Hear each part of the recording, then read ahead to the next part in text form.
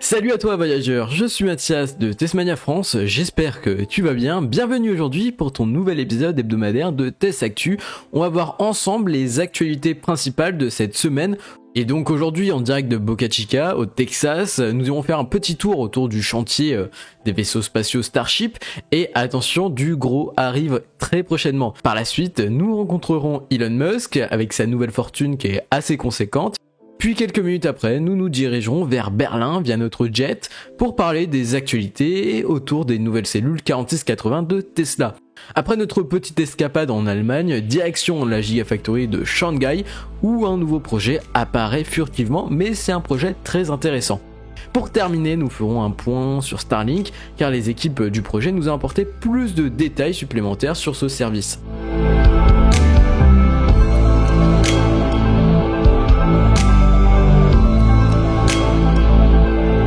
Eh bien nous voilà à Boca Chica au Texas où là l'activité reprend et elle va même s'intensifier dans les prochaines semaines. Tout d'abord, le prototype SN9 a maintenant son nose cone, c'est-à-dire qu'elle a maintenant sa partie supérieure, donc son nez et ses ailerons. C'est un prototype qui est achevé à 100% et SN9 et SN10 ont une importance très particulière parce que SN8 va prochainement faire un petit vol car oui, SN8 a enfin fait un allumage statique et là cette fois-ci c'était avec 3 Raptors. Il a été bref mais réussi d'après Elon Musk. Donc SN8 va se diriger vers un vol de 15 km dès lundi. Donc tout cela sera disponible sur notre chaîne YouTube. On fera un live en français, donc n'hésitez pas à aller dans la description. Alors Elon Musk nous a quand même confié qu'ils n'étaient pas forcément sereins pour ce vol et donc il y a une chance sur 3 d'après Elon Musk de le voir réussir à 100% l'essai, c'est-à-dire le voir prendre de l'altitude, revenir sur Terre et atterrir et être quasiment intact. Et là maintenant vous allez me demander mais quelles sont vraiment les différences entre SN8, SN9 et SN10. Comme j'ai dit tout à l'heure, si SN8 échoue, c'est SN9 et SN10 qui reprendront la route, mais même ils ont besoin de faire encore des essais avec ces 3 prototypes. Aujourd'hui du coup on sait que les seules différences présentes, c'est d'abord le câblage qui est plus robuste à chaque édition. On a des moteurs qui sont bien plus matures, ils ont plus de connaissances sur les Raptors. On a aussi l'amélioration des soudures et ça se voit, mais aussi les soudures autour du nose cone et l'entrepreneur nous a aussi annoncé que des changements majeurs arriveront sur SN15. Alors en parlant d'Elon Musk, une énorme actualité arrive, du moins qui est arrivée cette semaine. Aujourd'hui, Elon Musk représente la seconde fortune mondiale et donc l'entrepreneur possède bien évidemment Tesla, SpaceX, Neuralink, Starlink et D1 Company, bref toutes ces entreprises assez folles. En outre, sa fortune est de 128 milliards de dollars, donc à l'heure où je vous parle parce que ça fluctue toujours.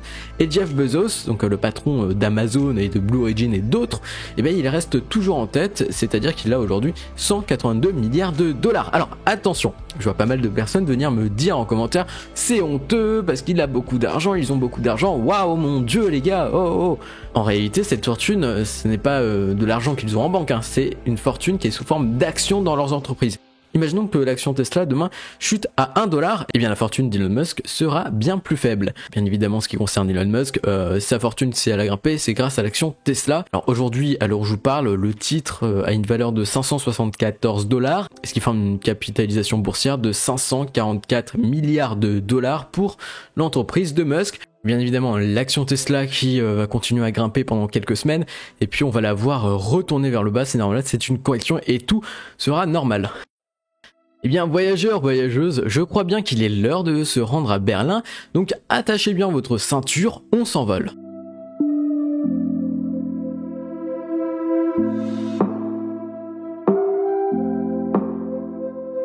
Alors les 4680 arrivent dès cet été à Berlin, ce n'est pas une grosse nouvelle, tout le monde le sait depuis plusieurs mois. Et donc les nouvelles cellules de Tesla, si tu veux connaître vraiment l'impact sur les véhicules et sur le projet de la Gigafactory, on a fait une vidéo très intéressante dessus, donc le lien est dans la description et elle s'affiche sur ton écran, donc n'hésite pas à la voir pour savoir les changements qu'apportent ces 4680 sur le plan industriel. Et donc Elon Musk a annoncé qu'il visait chez Tesla une production de cellules, donc déjà des cellules plus respectueuses de l'environnement, mais surtout une production avec une capacité de 250 gigawattheures par an à la Giga Berlin. Donc c'est quand même quelque chose d'assez intéressant, peut-être une des productions la plus conséquente d'Europe.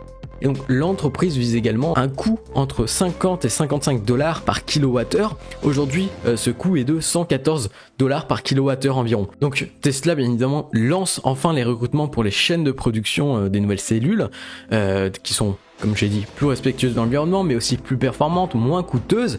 Et cette campagne vise la Gigafactory de Berlin avec un slogan, Terra is the new Giga. Donc c'est la Terra, donc Terra Factory, et la nouvelle Gigafactory en gros. On va peut-être voir l'usine de Berlin qui va être renommée en Terra Factory.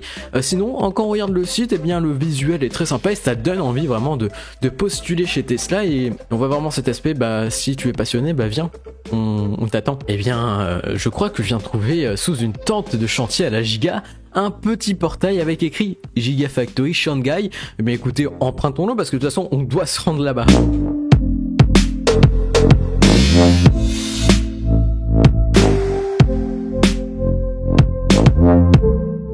Ah, c'était un portail de téléportation, bien évidemment, et Tesla nous surprendra toujours. Alors oui, j'avais pas d'autre transition. Alors, on a fait déjà une vidéo sur les usines Tesla mercredi, donc je vous invite à aller la voir dès maintenant.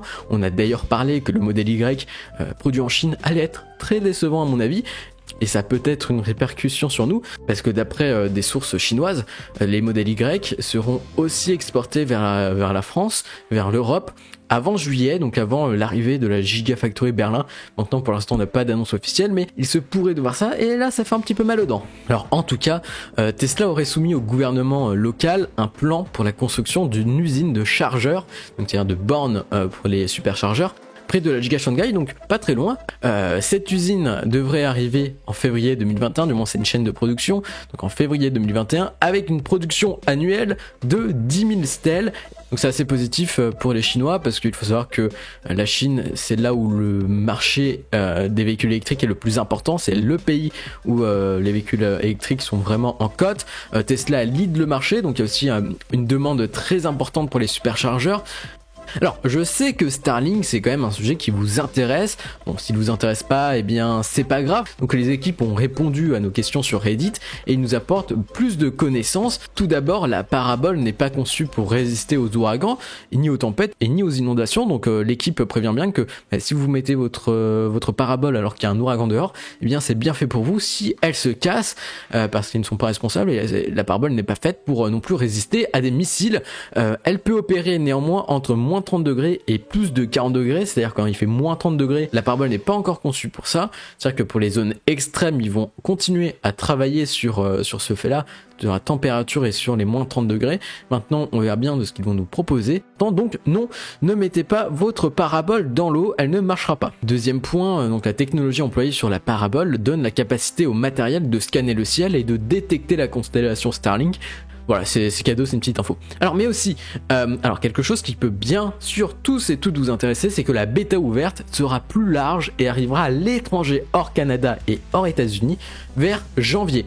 Et justement, on restera toujours sur une bêta ouverte où certaines personnes vont être sélectionnées, par exemple en France, et qu'il y aura encore quelques petits problèmes, ce qui est normal, ça sera une bêta, mais ça arrivera normalement vers janvier. Elon Musk l'avait aussi dit en Europe vers janvier-février, donc on aura peut-être Starlink en France en janvier. Beaucoup de personnes ont parlé de laser, certaines personnes ont appuyé le fait que les paraboles vont communiquer via laser avec les satellites. Eh bien non, comme on en a toujours parlé, donc la technologie de liaison laser, c'est seulement entre satellites et elle fait bien ses preuves. On l'a vu récemment avec les derniers tests qui nous ont fait voir, mais aussi attention, le plus compliqué pour Starlink et SpaceX, c'est pas vraiment pas de mettre en place cette technologie, mais c'est surtout les coûts de fabrication des équipements de lasers spatiaux, où là pour l'instant ils ont du mal vraiment à descendre ce coût qui est assez conséquent pour la fabrication de satellites. Puis surtout, n'ayez pas peur, Starlink va toujours faire des mises à jour sur les satellites, sur les routeurs, sur les applications, sur les paraboles.